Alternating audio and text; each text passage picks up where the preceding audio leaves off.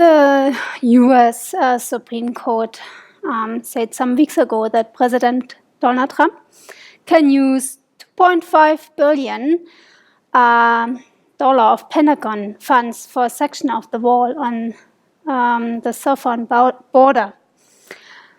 I'm deeply saddened to hear that some people, apparently in the US, wish to have a wall between countries, between nations, to keep those away who are in need, who give chances to those who seek freedom, diversity, growth, education, safety, reunification with family members, and so forth. Imagine you live in a country that forces a political opinion upon you, a system that limits your education, that does not allow you to travel freely, to find work somewhere else in order to feed your children, or a country who does not allow you to protect yourself, your own life, to reunite yourself with your family members, and so forth. I think this is something to meditate upon to get a better feel for that. I know from my own experience how life behind walls can look like. Some of you know, I grew up in East Germany. It's very limiting economically for both sides, but also it can have or cause deep psychological wounds. Therefore, I'd like to share with you about the wall that basically surrounded East Germany. When you have lived under such circumstances, you don't want anybody to live under such circumstances again. Nowhere in the world. And I hope so much that some of us will learn from the history. The biggest lesson I learned is that people who are holding together, who are holding on to their dreams, can break down the biggest and highest wall in the world. Okay, I was born in East Germany in 1977, and lived in that part of the world for about 11, 12 years of my life. East Germany existed from 1949 till 1990. It was surrounded by a strong fence and wall system and a strong border control system around it. So next year, actually, Germany is celebrating 30 years of unification, and I'm pretty proud of it. The wall got built in 1961, and it was about 166 miles long.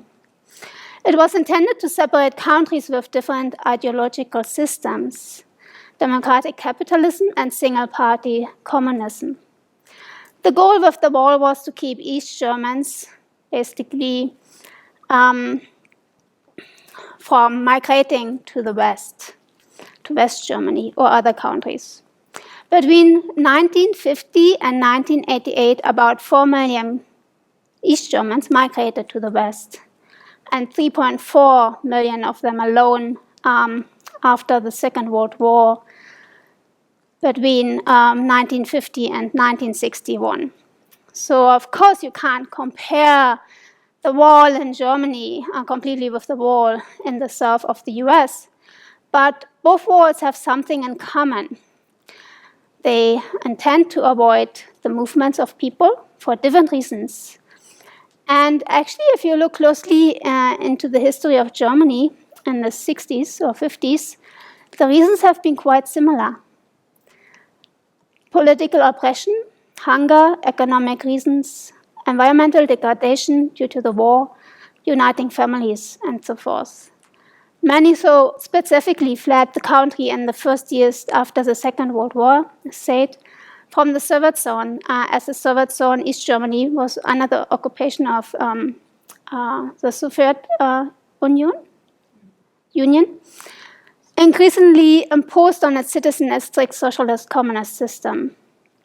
So I lived in East Germany for parts of my childhood, and East Germany was separated from West Germany, what was basically within East Germany. It was kind of an island. And I lived right at the border to West Berlin. You could see maybe the top floor of the next buildings of the other side, but not more than that, unless you had a chance to go in one of those apartment buildings that has been 5 to 6 floors high, and maybe a schoolmate gave you the chance to look out the window, but was actually extremely forbidden. So, but once I had a chance, went into one of those apartments, and he said to me, you can't even move the curtain. You only can look from behind the curtain. It's very dangerous. Otherwise, they will shoot into the window. So,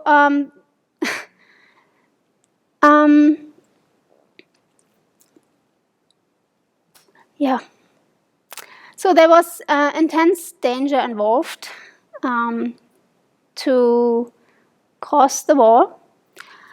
It was highly secured by watchtowers everywhere, wire fences, expanded metal barriers, mines, and hundreds of thousands of soldiers controlling the border. So not many attempted to flee because of that danger. And those who did, most of them died. In November 1989, the wall fell down rapidly, unexpected. In early autumn of 1989, the Hungarian government planned to dismantle the border to Austria and to plan a free election and economic reform. And Hungary was one of the rare countries where East Germans could travel, besides Czechoslovakia and Poland. And so it was nearly impossible to travel to non-socialist countries for regular citizens. So anyway, in the following days of autumn of November 1989, the hundreds of thousands of East Germans began to run into the embassies of Prague, of Warsaw, and Budapest, where they claimed asylum. And following a pro-democracy demonstration followed every Monday, and it swelled into crowds of hundreds of thousands of people across East Germany. And the government firsthand planned to do, they call it a Tiananmen Square-style military intervention, but the good thing is that Russia did not support that. So reformist members of the government forced Erich Honecker, who was the chairman, to give up his position and to be replaced by Egon Krenz, and then the entire political force has been replaced with new members. And meanwhile, the demonstration went on, and the government actually then decided to relax the border control. And as a result, thousands of people gathered at the Berlin Wall and demanded the opening of the wall. And then the border control had no other chance than to open the gates. Too many people have been at the wall. And so you may have, even here in the US, seen some pictures of people going into West Germany and West Berlin. And now my mother, at that point, still couldn't believe. She was too afraid to go that night. So she waited a couple of days to see if that's really true. And then she went for a whole day. So now it's about 30 years since the opening of the wall between East and West. And personally, I'm very happy that Germany is reunited, of course. Finally, the Socialist Unity Party of Germany could not control the people anymore. And we could live freely, independently, experience free election, a free press, higher education was now available for everybody in the country. And families could reunite. Instead of communist socialism, one could experience other forms of governing a country and even religion. So the GDR, East Germany, proclaimed to be an atheist country. Religion wasn't illegal, but it was not encouraged at all. So I'm happy that I don't have to live under oppression, that I don't have multiple limitations in my life anymore. I can travel freely, I can explore other cultures, I can explore other languages, philosophies, especially study and practice Buddhism. I'm happy to meet people from other countries. to learn from others. I'm happy that I can have a free decision which political system I want to choose. I can, or we can read books and newspapers, journals from other countries, and so allow myself and other Germans to have basically inner growth and economic growth and all kinds of growth.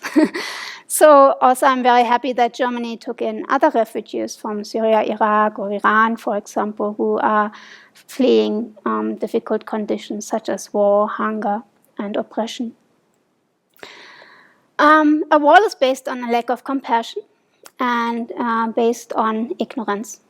We are all interconnected. We depend so much on each other. If you just spend some minutes or some hours or a whole day just reflecting where all our stuff is coming from, and then we will realize that there's no life possible, basically, without others. There was once a political statement by a supermarket, huge supermarket in Germany, and they took off all the goods that comes from other countries, and I think only 30% of the goods was from Germany. So the shelves have been quite empty. This planet is our own home right now. We share it together, and we depend together on its resources, on fresh water, fresh air, on nutritious soil. The wind from the south carries to the north. The river streams through different countries to end up in oceans. The rain falls no matter if there's a wall or not. And so we will live together interdependently always. And there's no country in the world that can live independently. As you can see from German's history, it was the people's power who put down the wall. The government's role should be to serve and not to dictate or to control people's life. As it's stated in the Dharma Guptaka Vinaya, the Bhikshuni Prasada, may the head of the state lead the citizens well. May the government work for the benefit of all people.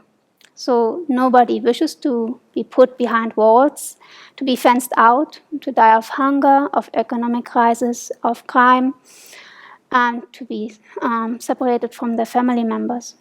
And if we wish to free ourselves and others from those conditions, then we together can break down those walls that start within us and then appears outside.